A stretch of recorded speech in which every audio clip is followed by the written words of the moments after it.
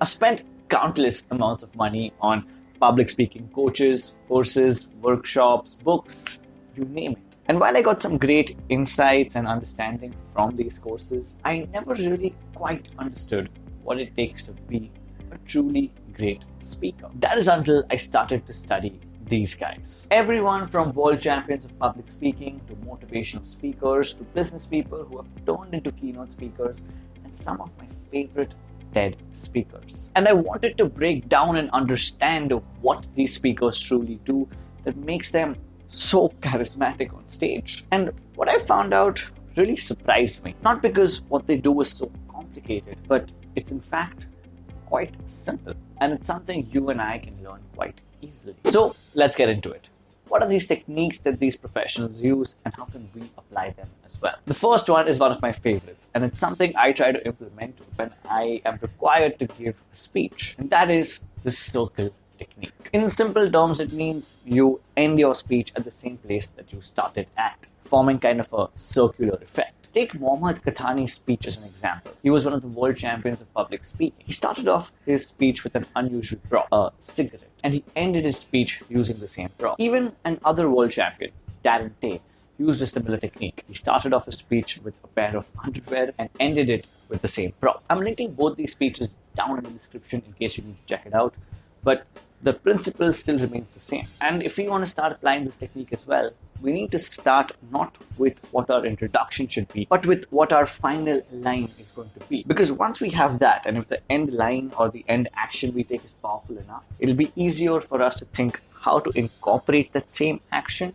in the beginning of our speech. Now, this technique is obviously easier said than done. It takes time, effort, and practice to actually implement this to its highest capacity. But for most of us, it's a little difficult to practice public speaking because we don't have an audience readily available to keep on practicing our speeches. That's where the second point comes into the picture, the lifestyle technique. If you look at speakers like Tony Robbins or Gary Vaynerchuk, the way they speak on stage is not that different from how they speak to someone in a normal conversation. When Tony Robbins was asked how is he such a good speaker, he responded by saying that when he was young, he would just treat every conversation like it's a speech. And that's the main takeaway here. Every time we're speaking to somebody one-to-one, over the phone, or addressing a small group of people, we can take the same lessons that we have in mind for public speaking, like body language and voice modulation and the circle technique, and apply it even in these smaller aspects of our lives. Then when we do go on stage, it'll seem a lot more natural to use these techniques. And it not only helps us improve our public speaking, but our overall communication skills. We've made an entire video on how you can practice public speaking on a daily level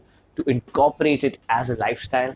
It'll be linked somewhere here or in the description, which you can check out. Now, one very important thing that adds a lot of gravitas to these particular speeches and speakers is a very simple technique, which is harnessing the power of the pause. These speakers pause quite often after a hard-hitting statement, after asking a question, before an important keyword or a phrase. And there's so much said in these silences that it really makes those particular words or questions stand out. That's pretty much it for this point. The next thing is something that if we don't implement can turn out to be quite distracting for an audience, and that is purposeful movement. We often see certain speakers who can't stop pacing around on a stage, and it turns out to be a little more distracting as opposed to actually complementary to the words that they're saying. Look how one of my favorite speakers, David Phillips, describes stage movement and how it can affect your speech. Ladies and gentlemen, welcome to one of the most influential subjects known to mankind. Now, this will be super interesting.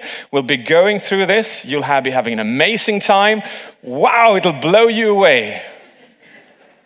What should I have avoided? Reversing.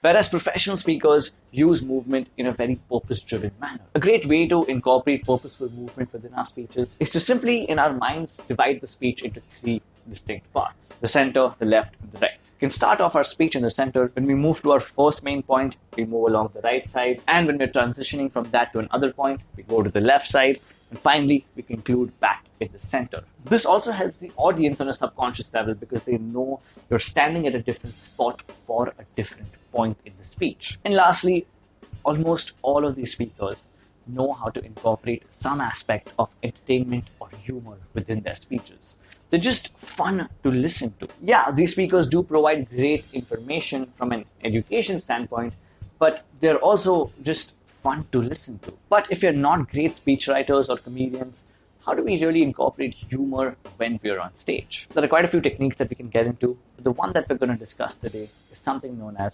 Paraprosdokian. This highly complicated word is simply a figure of speech that basically means we start off a speech, create a build-up, and then add a twist at the end of it. And the twist, or the element of unexpectedness, is what makes the story funny. I'm going to show an example by somebody who's not really a speaker, but he's one of my favorite funny celebrities. Here's a clip by Reynolds using this technique.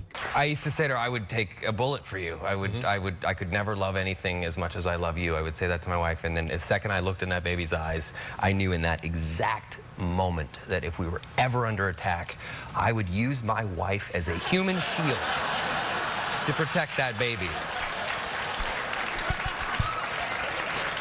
This particular technique is very simple to implement, and if you see a few more examples of this and a few more techniques on how you can build up to this, it will be a lot easier to incorporate humor within speeches or presentations. We made an extensive video on this particular technique and how we can be funnier in conversations or speeches.